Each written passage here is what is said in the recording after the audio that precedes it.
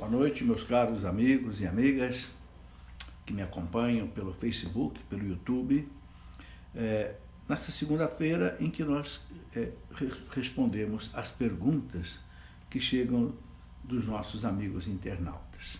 É uma alegria podermos nos encontrar mais uma vez. Espero que a nossa internet fique firme, não caia, e a gente possa então fazer o nosso programa hoje. Tem aqui muitas perguntas para responder.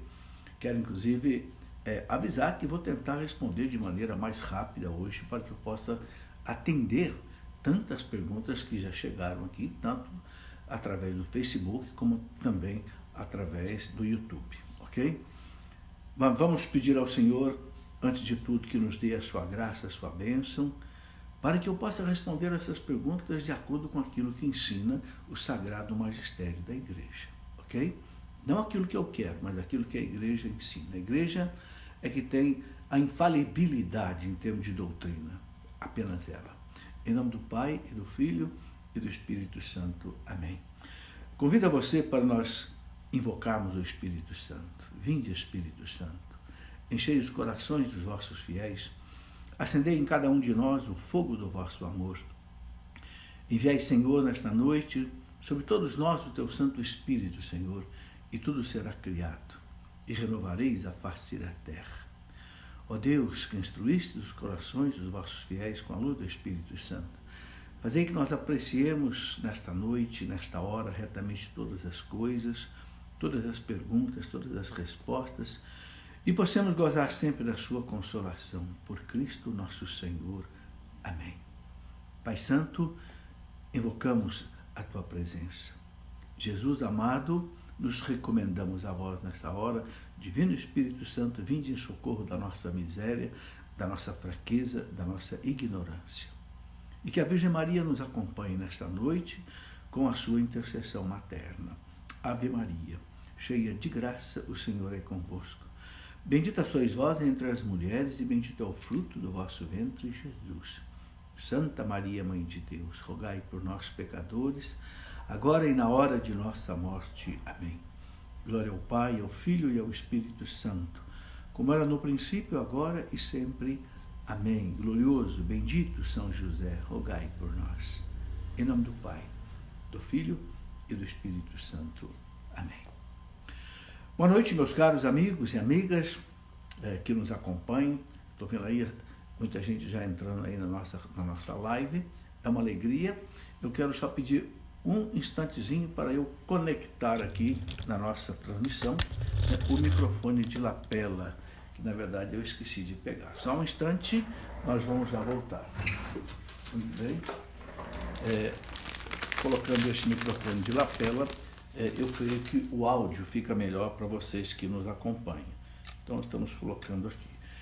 Enquanto isso, eu gostaria de dizer o seguinte, né? Nessas respostas que eu tenho dado aqui, as perguntas, tanto aqui quanto na TV Canção Nova, também na Rádio Canção Nova, e nos nossos programas, eu vou colocar a minha opinião, baseado naquilo que a Igreja nos... Estamos conectados aqui com o microfone, penso que pode melhorar o áudio. Não queremos polemizar com ninguém, né? Nós queremos apenas ensinar aquilo que a Igreja ensina. Eu tenho um lema na minha vida, que é como aquele lema de Santa Teresa d'Ávila. Santa Teresa d'Ávila dizia assim: eu sou filha da Igreja. Ela viveu exatamente na época da Reforma Protestante, aquele tumulto todo, né, em que a Igreja perdeu quase que 1/3 dos seus filhos para o protestantismo. Santa Teresa ficou firme. Ela e muitos outros santos, né, como Santo Inácio de Loyola, o grande São Francisco de Sales, São Pedro Canísio, esses grandes doutores da Igreja. E Teresa dizia: eu sou filha da Igreja, né? Em tudo me sujeito ao que professa a Santa Igreja Católica Apostólica Romana. Em tudo eu me sujeito ao que ensina a Santa Igreja Católica Apostólica Romana, em cuja fé vivo, afirmo viver e morrer. Em cuja fé vivo, afirmo viver e morrer. Eu sigo esse lema. Eu também sou filho da Igreja, né? Não ensino o que a Igreja não ensina. Não proíbo o que a Igreja não proíbe. Não aprovo o que a Igreja não aprova. E não sei o que a Igreja não sabe. ok? Esse é meu lema, essa é minha conduta.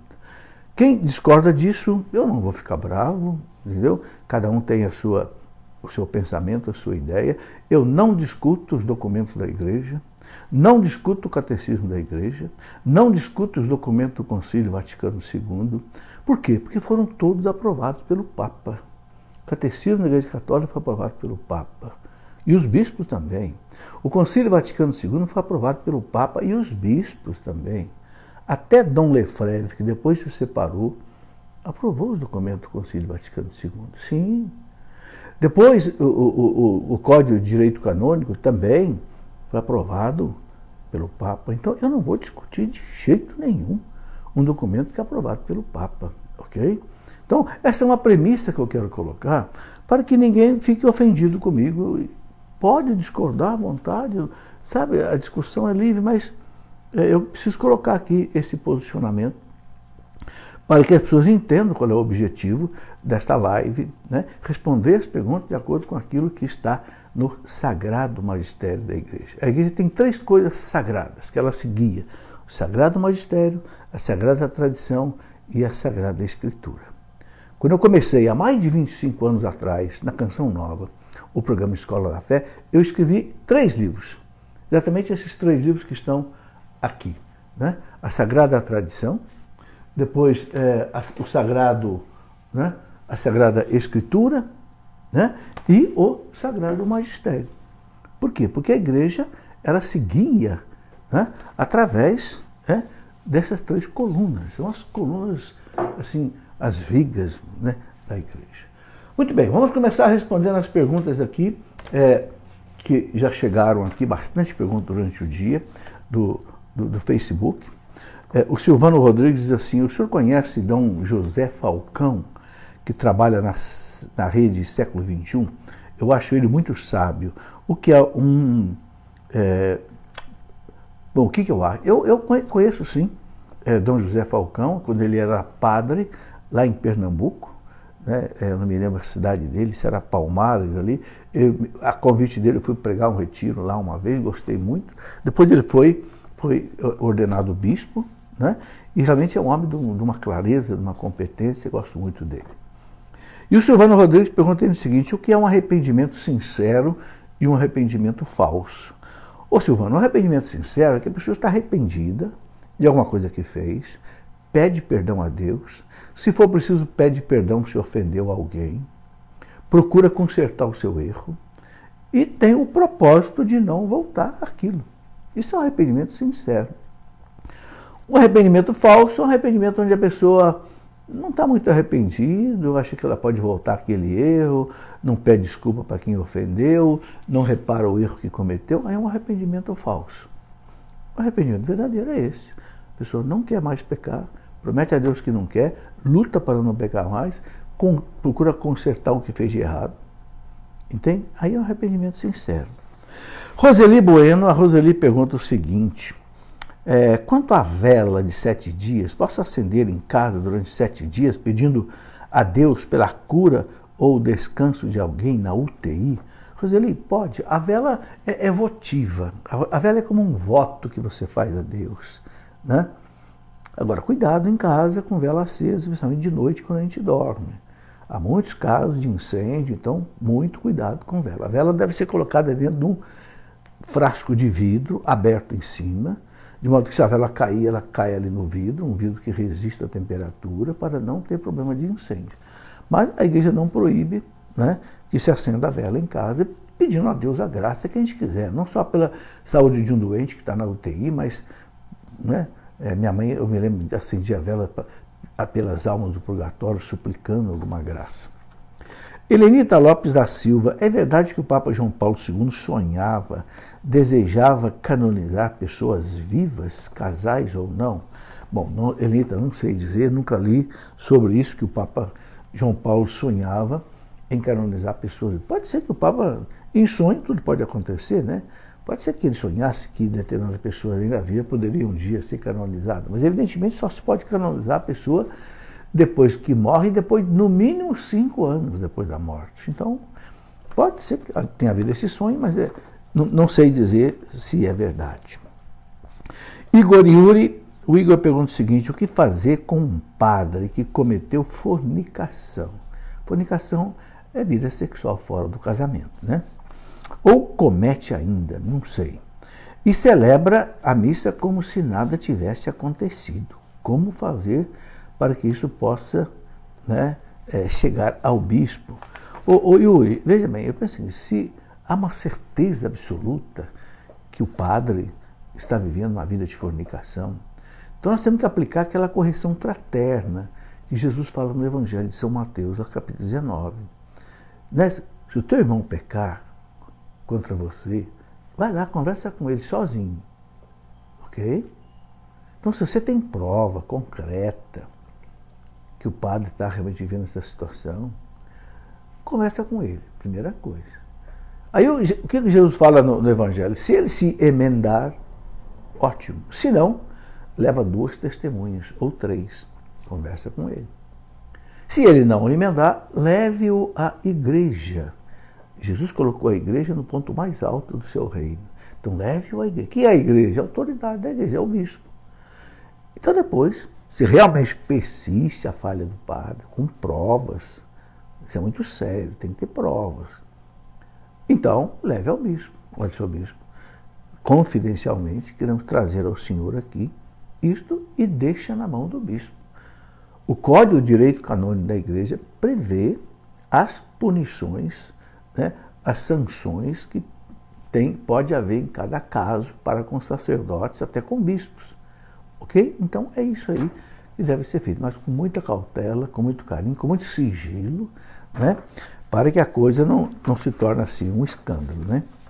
Rosalina Gaion, depois de receber a Eucaristia, nós temos que fazer o sinal da cruz? Não, Rosalina, não tem que fazer o sinal da cruz, não. Na missa, a gente faz o sinal da cruz basicamente 2 vezes. Quando começa a missa, o padre começa a missa e depois termina dando a bênção final. Então a gente faz o sinal da cruz. Né? Então, começo e no fim. Depois que recebe a Eucaristia, não precisa. Eu quero aqui colocar uma observação, sabe? Eu sei que de repente algumas pessoas podem dizer assim: nossa, mas quanta pergunta que não tem fundamento. Não, qualquer dúvida, gente, é dúvida. O nosso povo tem muita dúvida, então eu faço questão, Senhor, eu respondo qualquer pergunta. Então eu peço também até paciência àqueles que já sabem tudo, que tenham paciência com aqueles que não sabem. A gente precisa atender a todo mundo, principalmente, né, aos pequenos. José Raquel Alves, por que os adventistas do 7º dia batem tanto nessa questão do sábado? Bom, é porque eles interpretam, José Raquel, interpretam a Bíblia ao pé da letra. Né? E eles estão lá no Antigo Testamento ainda, não passaram para o Novo. Né? A igreja celebra o domingo, não, mas o sábado, porque Jesus ressuscitou no domingo. E os apóstolos viviam isso. Né? Você pega lá, por exemplo, Atos dos Apóstolos, capítulo 20, versículo 8, né? São Paulo celebrando a missa no primeiro dia da semana. Que era o primeiro dia da semana? É o domingo. A segunda-feira já é o segundo dia do domingo. A primeira-feira é o domingo. Antigamente o pessoal fazia a feira todo dia, né? Porque não havia geladeira, então era na feira. A primeira-feira era o domingo. Ok? Então no primeiro dia da semana eles reuniram para a fração do pão. Está escrito lá, Atos 28. Depois nós temos testemunhos do primeiro século da igreja, nesse livro que eu mostrei sobre a tradição da igreja. Aqui, eu coloco aqui na página 108, por exemplo, sobre o domingo, quero ler para vocês. Né? São Justino, que foi mártir no ano 165. São Justino nasceu no primeiro século. Doutor da igreja, foi mártir em Roma. Olha o que São Justino dizia: reunimos-nos todos no dia do sol. O que é o dia do sol? O Sunday, o domingo. Né? Porque é o primeiro dia após o sábado dos judeus, mas também o primeiro dia em que Deus, extraindo a matéria das trevas, criou o mundo. E nesse mesmo dia, Jesus Cristo, nosso Salvador, ressuscitou dentre os mortos. Está lá na sua Apologia, capítulo 1, né? No parágrafo 67. Depois Santo Inácio de Antioquia, também do primeiro século. Santo Inácio deve ter nascido lá por volta, não sei, talvez aí do ano 40, foi feito bispo por São Pedro em Antioquia, né? Morreu mártir em Roma. jogado no Coliseu aos leões, na época do imperador Trajano.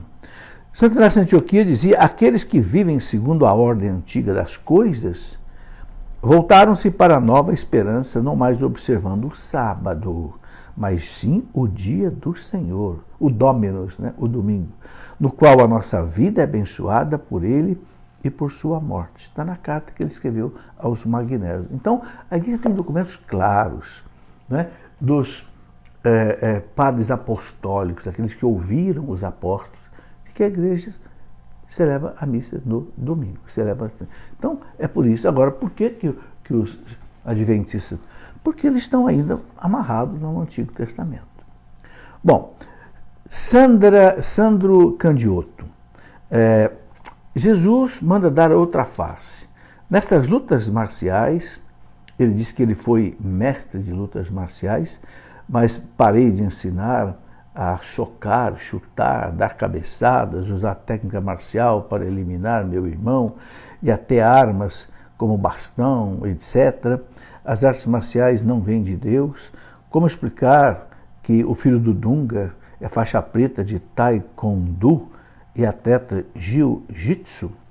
Bom, Sandro, eu não vou responder pelo Dunga, pelo filho do Dunga, de jeito nenhum. Eu penso que artes marciais, eu não entendo de artes marciais, né?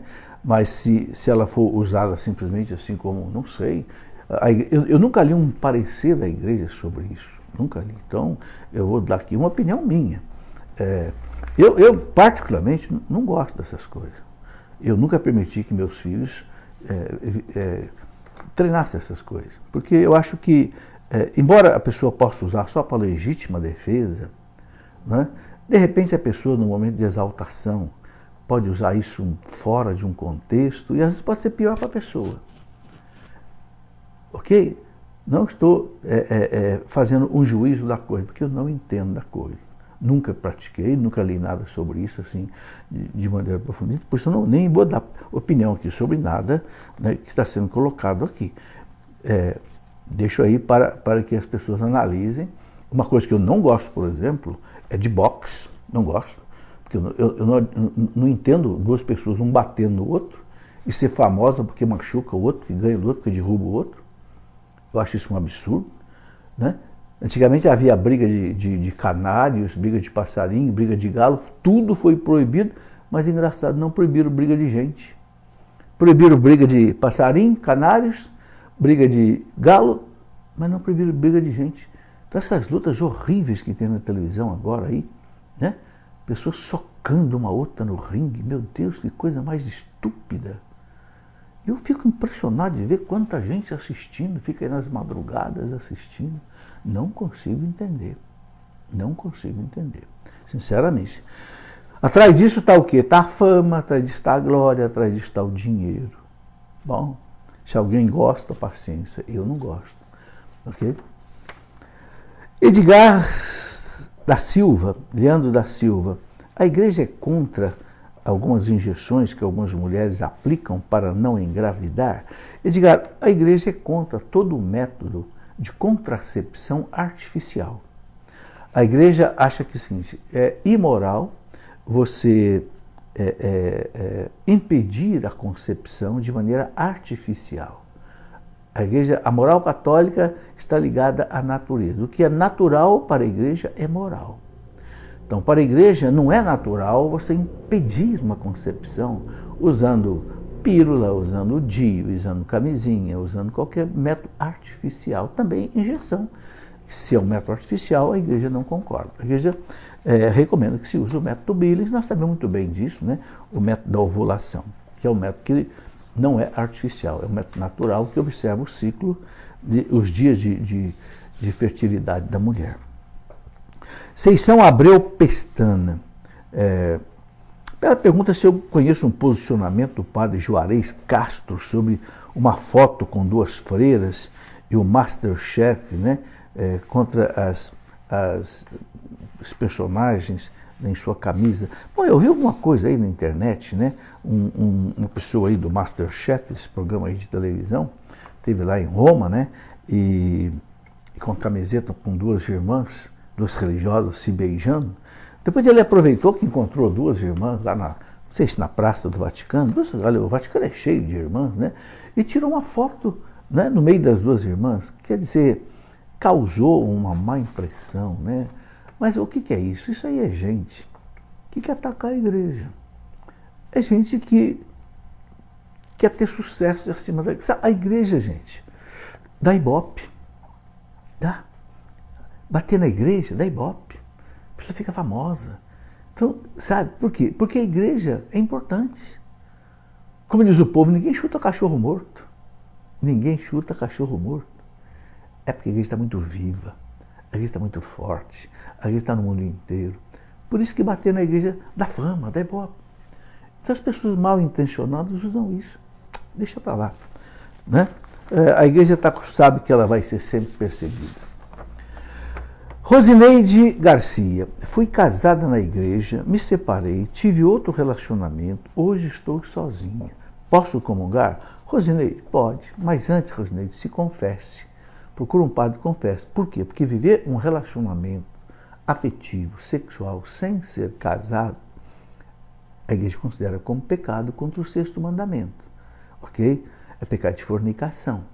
Então é o seguinte, você está sozinha, não tem ninguém, não tem nenhum relacionamento, faça uma boa confissão do que passou, Deus vai te perdoar, ok? Continue sozinha, ok? E você pode comungar, tá certo? Ela pergunta também se ela precisa confessar toda vez que for comungar. Não, a gente precisa confessar só se a gente cair em pecado. Aí precisa confessar, mas se não cair em pecado, não precisa confessar. Maria Lúcia Melo Santos, quero saber sobre o relacionamento de segunda união. Quero saber sobre pornografia e sobre adultério. Bom, Maria Lúcia, vamos por parte. Pornografia é uma coisa horrorosa, condenada 100% pela igreja, pelo catecismo da igreja. A pornografia é a pessoa, né, vender o seu corpo, né, vender o seu corpo para, né, ganhar dinheiro, coisas desse tipo. Eu escrevi um livrinho sobre pornografia, né, os perigos da pornografia. Por quê? Porque eu estou assustadíssimo com o que acontece hoje na pornografia. Porque a pornografia hoje, qualquer criança acessa no celular, acessa no computador e faz um mal terrível para a criança. Não só para a criança, para o jovem, para o adulto também. Para vocês terem ideia, nos Estados Unidos, o estado chamado Utah, o governador declarou problema de saúde pública à pornografia. Tal é o prejuízo que tem causado para tanta gente. Os psicólogos estão comparando, às vezes, a pornografia, em alguns casos, com a droga. A pessoa fica tão viciada na pornografia que ela meio que fica fora de si. Na sua vida profissional, na sua vida familiar, só pensa naquilo. E o sexo e a pornografia é uma coisa terrível, porque a pessoa vai querendo cada vez mais. É como a droga, na droga a pessoa vai querendo cada vez mais. Porque o vício, ele é sempre exigente. Então a pessoa vai na pornografia buscando cada vez mais excitações, chega um ponto que o cérebro da pessoa começa a ter problemas. Então é muito séria a questão da pornografia. Ok? Os riscos da pornografia. Escrevi um livro sobre isso. Olha, nesse livro eu coloquei uma série de dados que eu colhi na internet. Os Estados Unidos produz cerca de 10 bilhões de dólares em filmes pornográficos.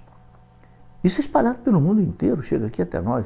Se o Japão produz cerca de 5 bilhões, né, em filmes pornográficos, gente, o nosso corpo é templo do Espírito Santo, é morada da Santíssima Trindade, é um pecado gravíssimo. Né? Ela coloca aqui também a questão do adultério. Claro, o adultério é um pecado gravíssimo. Né? A pessoa tem um relacionamento sexual fora do seu casamento. Né? Não tenha dúvida, Maria Lúcia.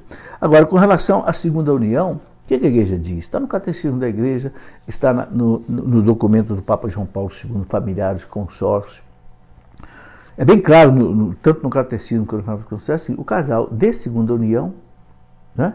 Ou seja, ele rompeu um casamento e casou só no civil, no segundo casamento. Ele não está vivendo de acordo com a lei de Cristo, então ele não pode comungar. Essa é a regra, essa é a lei. Está no catecismo, está na Familiares Consórcio, está nos documentos da igreja. Okay? No catecismo, quem quiser conferir com mais detalhes, Pega aí o parágrafo 1650, 1651, você vai encontrar isso daí, certo?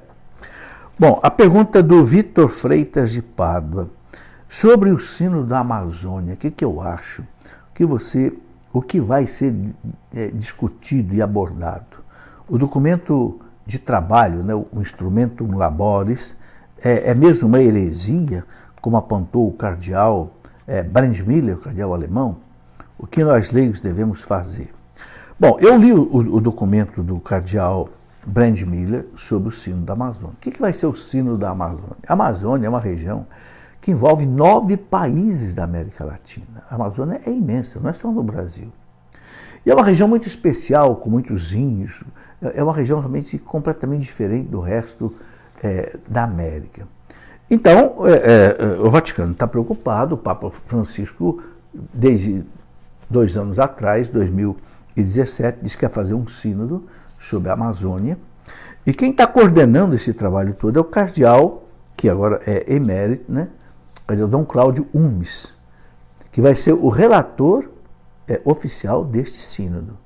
Então, eu creio que esse instrumento Laboris deve ter sido, que foi coordenado por muitas pessoas, né, em vários países, e certamente coordenado pelo cardeal Cláudio Umes.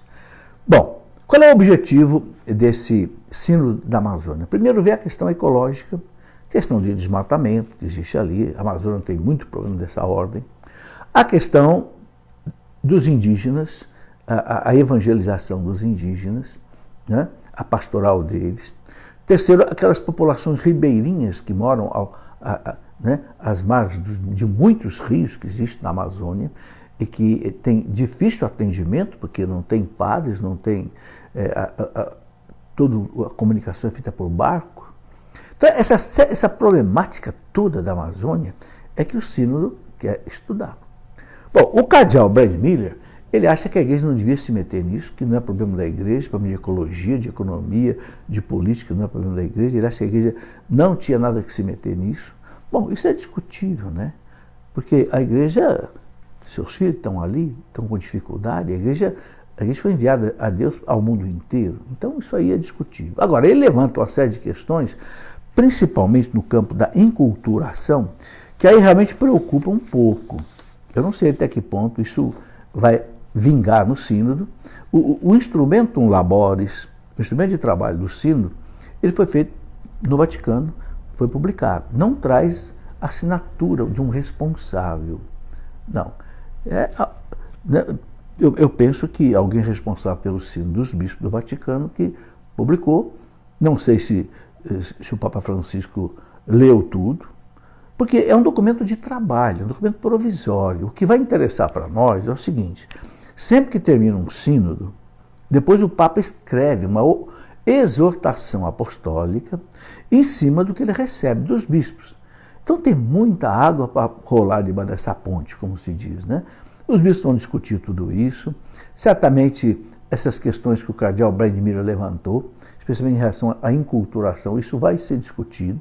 Ele fala aqui, por exemplo, que fala-se de religiões naturais, né? Ele fala de práticas curativas indígenas, que o documento contempla, fala de cultos míticos religiosos, fala de um diálogo com os espíritos da natureza, da Amazônia, fala da uma idolatria panteísta da natureza, fala de uma religião natural com máscara de cristianismo. Enfim, ele receia que haja um sincretismo religioso, ou seja, que entre na liturgia católica elementos, né, de culto indígena, não sei, culto a espírito, culto à natureza. Ele fala aí de veja a expressão que ele usa, uma idolatria panteísta da natureza. Bom, não sei. Diz ele que isso está no documento Laboris. Agora, isso tudo vai ser discutido, né? Então, eu penso que nós temos que esperar. Vai sair um documento do Papa depois, né? Aí a gente vê. Por enquanto, eu penso que é cedo para nós leigos queremos fazer alguma coisa. Realmente, se isso que o cardeal Brandmiller colocou, e isso realmente ele está, alguma coisa disso está mesmo no documento. Então isso é preocupante. Esse sincretismo religioso é preocupante. Mas eu prefiro esperar para ver, eu penso que isso aí pode desaparecer, né, ali na discussão do sínodo, que vai ser no mês de outubro, no Vaticano, certo? Marleice Braga de Souza, o que é heresia? O que é maniqueísmo? Heresia é alguém que ensina alguma coisa contra aquilo que a igreja confirmou, sem dúvida. Por exemplo, tudo que está no catecismo da Igreja Católica, a igreja confirmou durante 2000 anos. Né? O credo está ali explicado, quase que toda a metade do catecismo. Então, se alguém discorda de uma verdade básica que a igreja ensina, é uma heresia. Por exemplo, a Virgem Maria é sempre virgem. Né? Não acredito que ela é sempre virgem, não. É uma heresia. A Virgem Maria foi assunta ao céu de corpo e alma, é dogma de fé. Não acredito, não. Não foi, não. É uma heresia. Né? E assim tem. Nossa Senhora, Mãe de Deus. Não, mas para mim não é Mãe de Deus, não. Heresia. Porque dogma de fé que é Mãe de Deus. Então, Cristo, na hóstia consagrada, a hóstia consagrada é o corpo, sangue, alma, divindade. Não acredito, não. Para mim é só um símbolo. Heresia. Então, heresia é tudo aquilo que contestam a verdade de fé, de doutrina que a igreja confirmou. Basicamente, eu diria, aquilo que o catecismo da igreja confirma como verdade de fé. Eu escrevi um livro, Os Dogmas da Fé. Né? Não está aqui na minha mão, né? Não sei se está aqui na minha estante, Os Dogmas da Fé, que são muitos livros aqui, não sei se eu vou conseguir encontrar. Mas aqui, eu estou vendo ali, eu vou pedir licença para pegar o livro ali.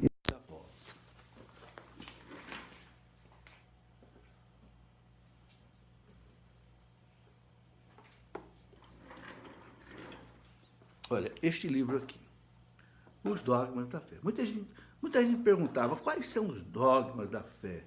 Bom, então eu escrevi um livro. Aí, fiz uma pesquisa grande, né? Papa Paulo VI, em que ele explica o credo, a chamada sua profissão de fé do Papa Paulo VI. Então ali nós temos os dogmas da nossa fé. Eu simplesmente desdobrei isso, colocando a fundamentação para cada um deles. Então a heresia é contestar isso. Agora, o que é o maniqueísmo? Pergunta a Marleice. Maniqueísmo é uma heresia que existia no tempo de Santo Agostinho, e Santo Agostinho foi maniqueísta durante 9 anos, olha que interessante. O que ensinava o maniqueísmo? Ele vem de Manes, que é um personagem lá da Pérsia, né, que trouxe para dentro da igreja, por volta do ano 200 e poucos mais ou menos, a seguinte teoria. Tudo porque a grande preocupação era o seguinte: de onde vem o mal? A grande preocupação de Santo Agostinho e dos filósofos é de onde vem o mal? Se o mundo é maravilhoso, nós somos maravilhosos, né?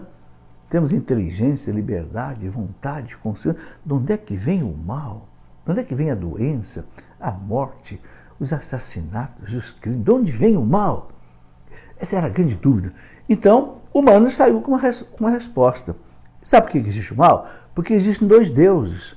Um Deus que é bom e só criou coisas espirituais. E um Deus que é mau e só criou coisas materiais. Então, o que é material não presta. Aí vem a desvalorização do corpo, a desvalorização de tudo que é material. Isso foi terrível. Isso gerou depois o chamado gnosticismo, que foi motivo da Inquisição, lá no século XII, século XIII. Sim, foi terrível. É uma heresia terrível. Tanto que Santo Agostinho, com essa potência da igreja, foi maniqueísta há 9 anos. Né? Mas depois de Santo Agostinho entendeu que não existe 2 deuses. Deus é um só e Deus é bom. Não tem 2 deuses, um Deus que é bom e outro Deus que é mau. Não. Né? E o maniqueísmo é uma doutrina extremamente complexa, que envolveu muita gente. Santo Irineu escreveu uma obra inteira no século II para combater, né, o gnosticismo, que tem a mesma fundamentação do maniqueísmo. Então, mais ou menos é isso. Não quero me demorar muito, porque temos mais coisa aqui pela frente hoje, certo? Luciane Machado. Casais que se juntaram e depois na missa comungam, só se juntaram, se uniram sem casamento, se juntaram, na missa comungam.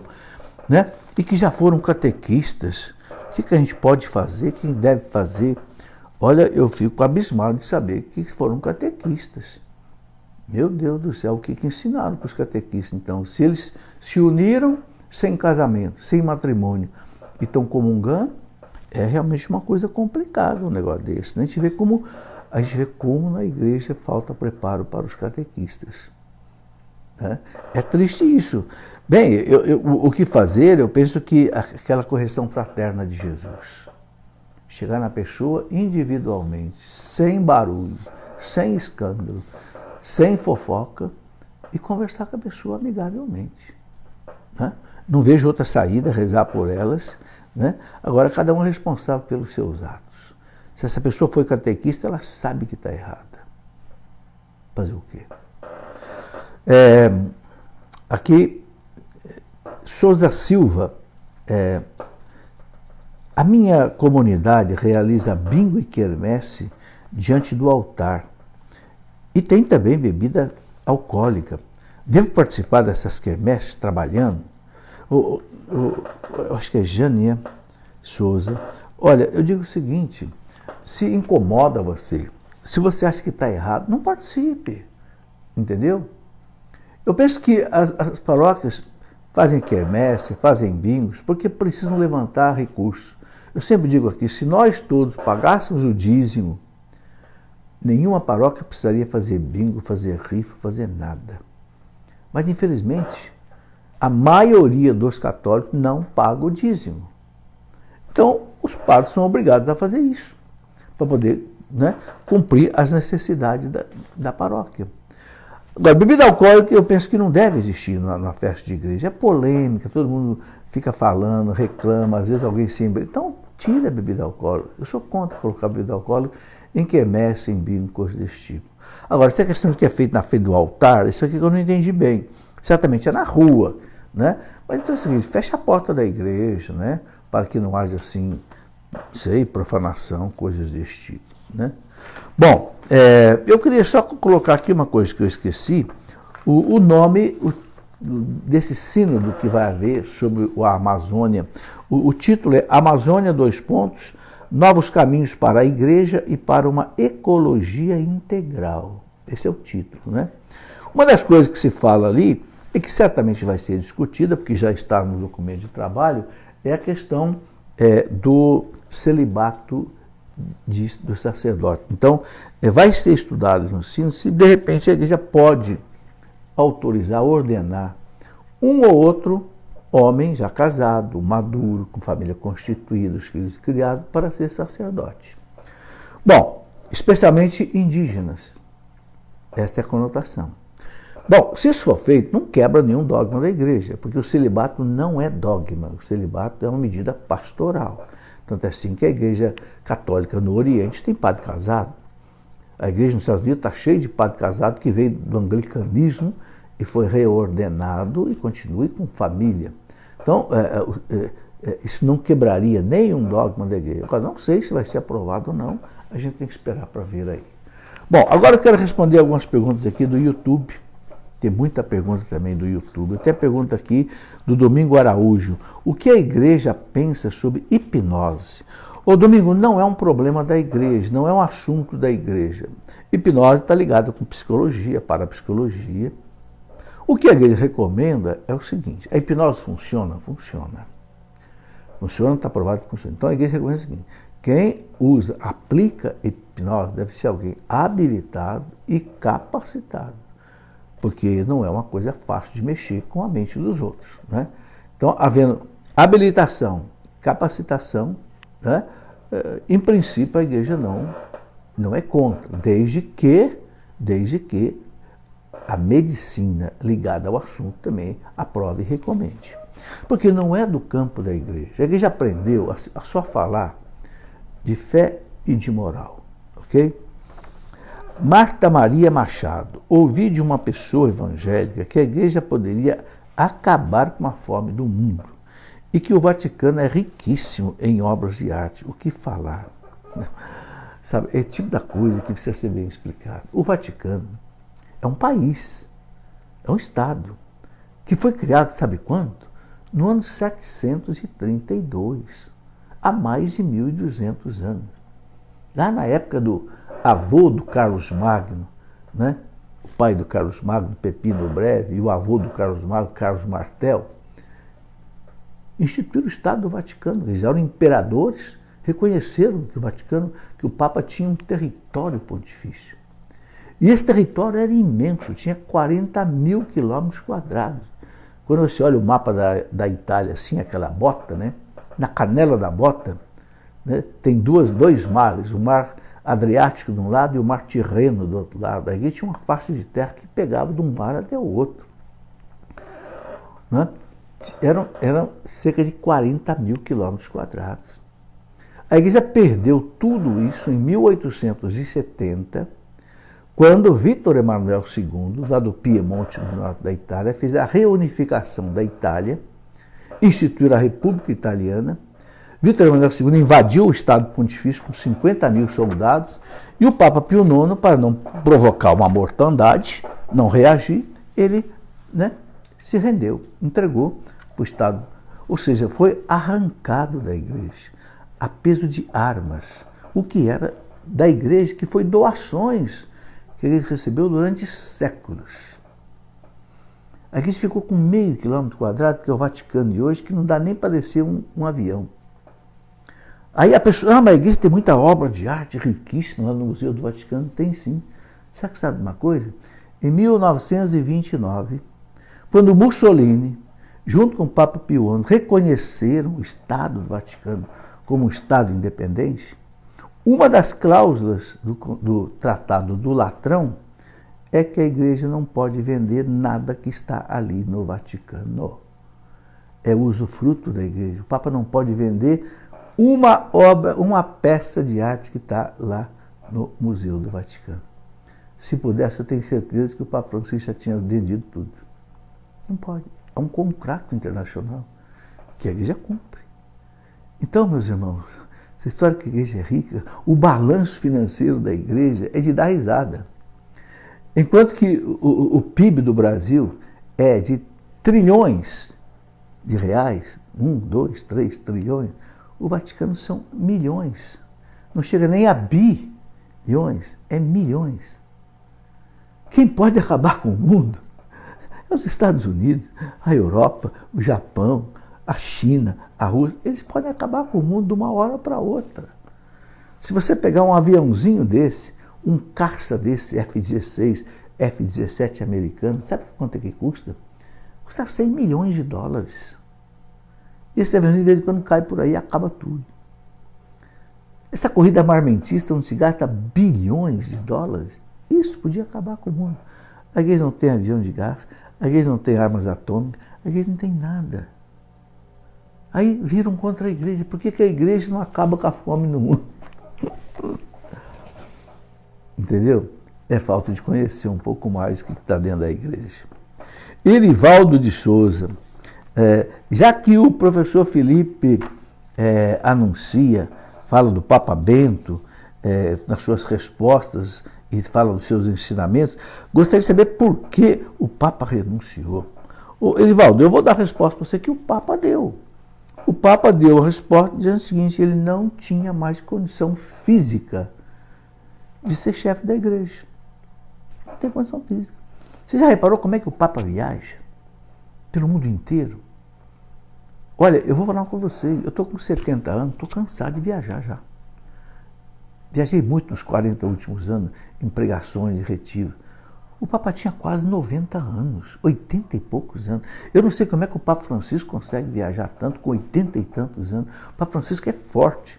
O Bento XVI estava fraquejado. E a igreja, vocês sabem, a igreja está no mundo inteiro. A igreja é a instituição que tem mais de 180 representantes no mundo inteiro, núncios apostólicos. O Papa é um chefe de Estado. Ele tem 1 milhão de problemas na cabeça. E exige uma atividade física do Papa intensíssima. O Papa Bento não aguentava mais. E ele fez uma coisa que é legal. Né? Por quê? Mas o Papa João Paulo II não renunciou. Não sei, o Papa João Paulo II não renunciou porque ele achou que não devia renunciar. Tinha fôlego para aguentar. Mas o Papa Bento XVI disse, eu prefiro colocar outro no meu lugar, com mais saúde, com mais esforço e que possa... E está previsto no Código de Direito Canônico da Igreja que o Papa pode renunciar. Já houve papas na história da Igreja que renunciaram. Vários papas que renunciaram. Não foi, Bento XVI não foi o primeiro. Não é? E o Papa Francisco já falou, se um dia ele chegar numa situação que não tiver condição de dirigir a Igreja, que ele renuncia. O Papa Francisco já falou isso também. Não vejo nada demais nisso. Uma pessoa que se identifica como El Rei. Como a igreja pode anular um casamento se houve a união dos corpos e até filhos? Eu não concordo com essa anulação. Eu não acredito que Deus não aceita isso.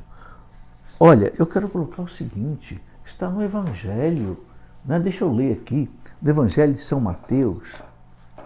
Né?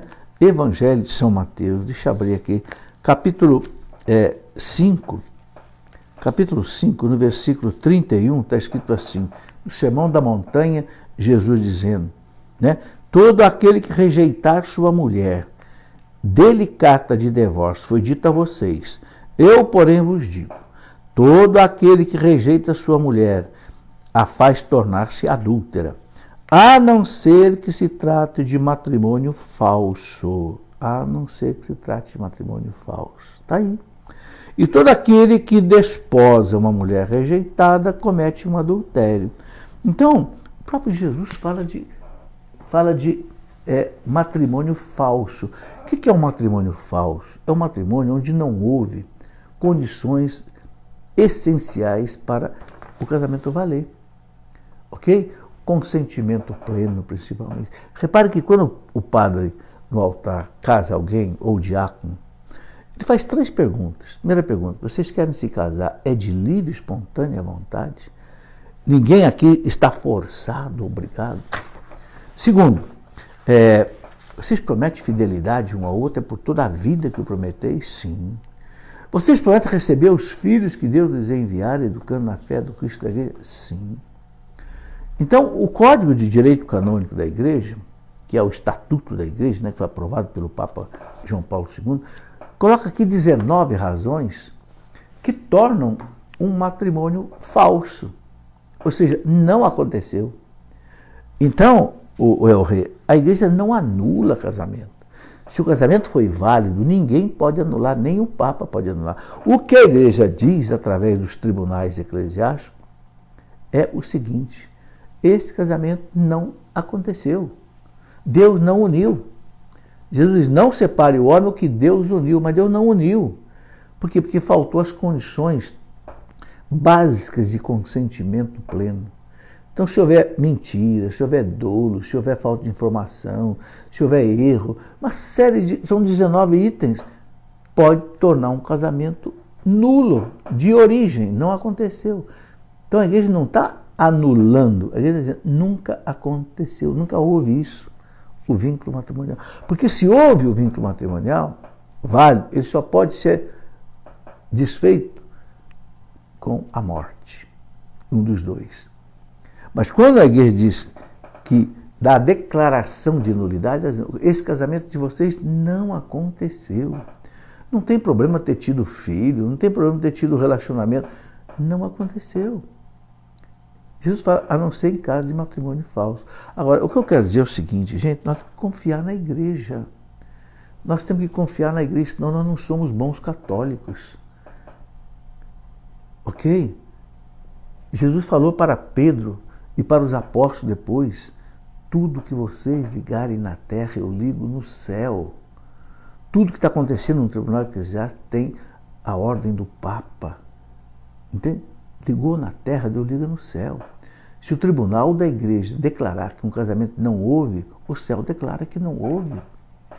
Se nós não acreditarmos nisso, meus irmãos, nós vamos derrubar toda a estrutura da igreja. Ou a gente acredita na igreja, ou a gente, repito o que dizia Santa Teresa d'Ávila, eu sou filha da igreja. Eu submeto em tudo aquilo que decide a igreja católica, apostólica e romana. Eu me submeto 100%. E olha, doutora da igreja, né? Helder Freitas, qual é a sua posição sobre a CNBB? A visão que eu tenho é que ela reza na cartilha da esquerda. O Helder, é difícil a gente falar de CNBB, sabe por quê? CNBB tem mais de quase 400 bispos. Tem bispo de esquerda, tem bispo de centro, tem bispo de direita. Tem. Eu não concordo com a posição dos bispos de esquerda. Não concordo. Ok? Mas eu não vou ficar criticando a CNBB. Sabe por quê? Porque uma coisa é um bispo, outra coisa é a CNBB. A CNBB é uma instituição aprovada pelo Vaticano.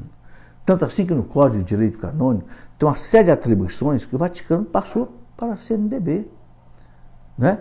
Fixar, por exemplo, idade mínima, máxima para o casamento, coisas desse tipo. Então, é um órgão da Igreja, do Vaticano, que tem é oficial. Ok? Agora, quando você fala de CNBB, veja bem, a CNBB se reúne uma vez por ano aqui em Aparecida. Então, quando sai um posicionamento da CNBB sobre economia, sobre política, sobre artes, ninguém é obrigado, nós não somos obrigados a seguir isso. Claro que os bispos têm experiência. O que nós somos obrigados a seguir é quando ela tem competência dada pelo Vaticano para legislar. Eu discordo de alguns posicionamentos, não é da CNBB, pela comissão executiva da CNBB. Sabe, às vezes se fala de CNBB, alguma coisa, mas não foram os bispos todos que se reuniram, votaram alguma coisa, publicaram, não. Como eu estou dizendo, os bispos só se reúnem uma vez por ano, uma semana aqui em Aparecida. Então esses pronunciamentos que saem durante o ano, não é de todos os bispos, é da comissão executiva, que fala em nome de todos. Agora, veja bem, nós não somos obrigados a seguir uma orientação quando fala de política, de economia, de arte, de ciência, não. Porque, sabe, isso não é dogma de fé. Nós temos que... Agora, outra coisa, temos que ter respeito à CNBB. Isso é outra coisa, né? Ter respeito. Por quê? Porque são os bispos. Eu gostaria de ler, não sei se está aqui na minha mão, o que fala o Código de Direito Canônico e o Catecismo da Igreja, quando fala da importância de nós termos, assim, respeito com os bispos. Né? Deixa eu ver se eu pego aqui o Catecismo, para eu colocar aqui uma coisa que eu acho importante sobre isso. Quero ver se eu lembro aqui, se não me engano, é o parágrafo 907. Parágrafo 907 do Catecismo. Eu gostaria de ler esse parágrafo aqui, porque é um parágrafo com relação a nós leigos. Como é que o leigo deve se pronunciar diante dessas coisas, né? Parágrafo 907, e que foi tirado do Código de Direito Canônico da Igreja, no cânon 212, no inciso 3. Bom, olha o que diz aqui, eu acho muito importante essa citação. Está no parágrafo 907 do Catecismo. De acordo com a ciência, a competência e o prestígio de que gozam, os leigos têm o direito e às vezes até o dever de manifestar aos pastores sagrados a própria opinião sobre o que afeta o bem da igreja e ressalvando a integridade da fé e dos costumes e a reverência para com os pastores. Olha aqui, reverência para com os pastores, respeito. E levando em conta a utilidade comum e a dignidade das pessoas, sem ofender ninguém. Deem a conhecer essa sua opinião também aos outros fiéis. Vocês entenderam o que está dizendo aqui? Nós leigos, ele fala aqui, de acordo com a ciência, a competência, não é qualquer um, alguém que realmente entenda da teologia, entenda da teologia moral, etc., tal, né? De acordo com a ciência, a competência, o prestígio de que gozam, tem o direito, até o dever de manifestar aos pastores sagrados a própria opinião sobre o que afeta o bem da igreja. E ressalvando a integridade da fé, não pode quebrar a fé. E dos costumes, e a reverência para com os pastores, respeito para com os pastores. E levando em conta a utilidade comum e dignidade das pessoas, deem a conhecer essa sua opinião também aos outros fiéis. Então, nós podemos falar. né? Mas tem que falar com reverência, né? É diferente da gente chegar aí, ficar batendo nos bispos, batendo na CNBB, né? O documento fala, sagrados pastores, eles receberam o sacramento da ordem. Sabe, eu aprendi com minha mãe, eu estudava no colégio de padre, colégio salesiano, e de vez em quando chegava em casa bravo com algum padre, né? Querendo xingar o padre, minha mãe dizia assim, ó, parado aí, respeite a batina dele. O que era a batina dele? O sacerdócio. Você não vai falar mal do padre, respeite o sacerdócio dele. Acabou. Então eu respeito a ordem que o bispo recebeu. Repito aqui, muitas vezes eu discordo de posicionamentos de esquerda, e já me pronunciei sobre isso, já sofri por causa disso. Discordo de alguns posicionamentos de bispos sobre economia, sobre política, discordo. Não tem problema discordar. Não é religião, não é fé, não é moral, não é doutrina, mas com respeito. Com respeito. Né? Muito bem. Continuando aqui, vamos ver onde é que nós paramos. Está aqui, Ricardo Mendes. Na segunda carta de São Pedro, capítulo 2, versículo 4, fala que Deus precipitou os anjos que pecaram no abismo do inferno, onde os reserva para o julgamento. Então os anjos maus serão julgados? Não, Ricardo, os anjos maus já estão julgados. O que é esse julgamento? Esse julgamento é o seguinte, quando Cristo voltar, encerrar a história, acabou a chance do demônio tentar alguém. Então vão ser precipitados no inferno definitivamente. É o julgamento definitivo que eles vão sofrer. Hoje eles ainda podem nos tentar. E Deus sabe usar até a tentação deles para a nossa santificação. Deus sabe.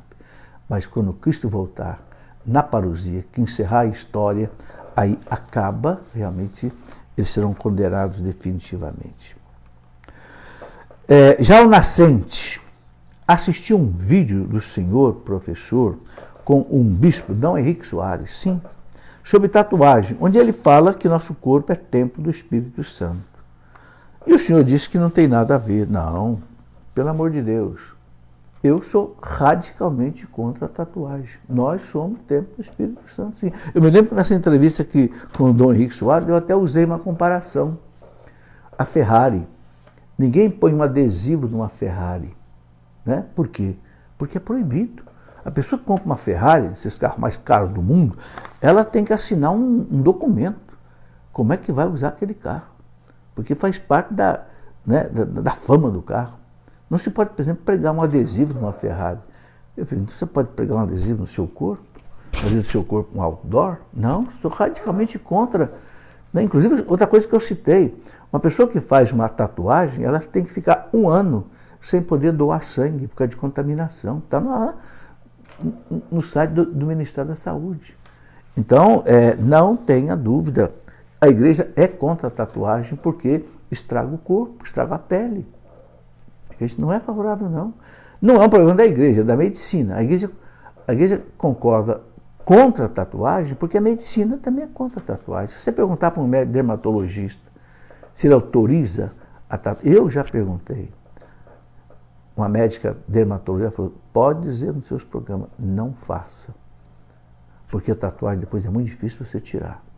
E se você quiser tirar depois, olha, é um processo muito difícil, com laser, né?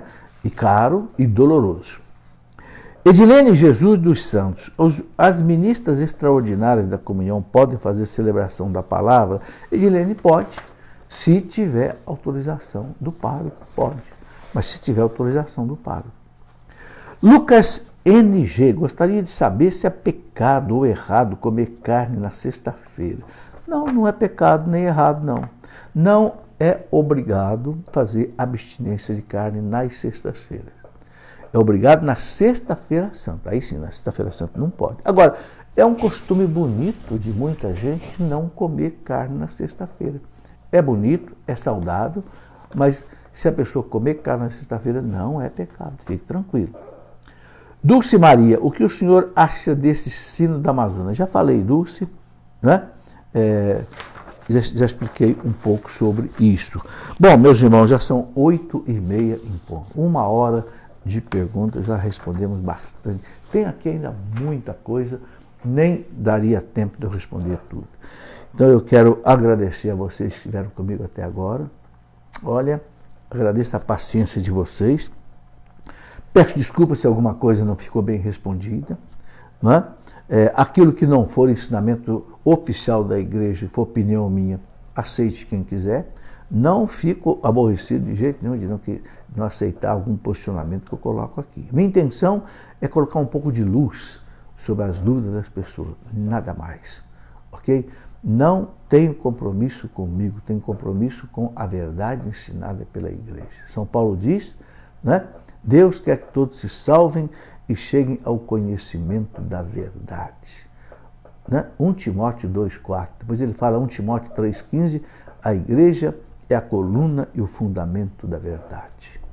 Então, para se salvar, tem que chegar na verdade, e essa verdade está na igreja. Então, é isso que eu quero. Pegar aquilo que está no coração da igreja há 2000 anos e trazer para as pessoas. Muito boa noite a você. Que Deus abençoe. Tenha aí uma noite na paz de Deus. Em nome do Pai, do Filho e do Espírito Santo. Amém.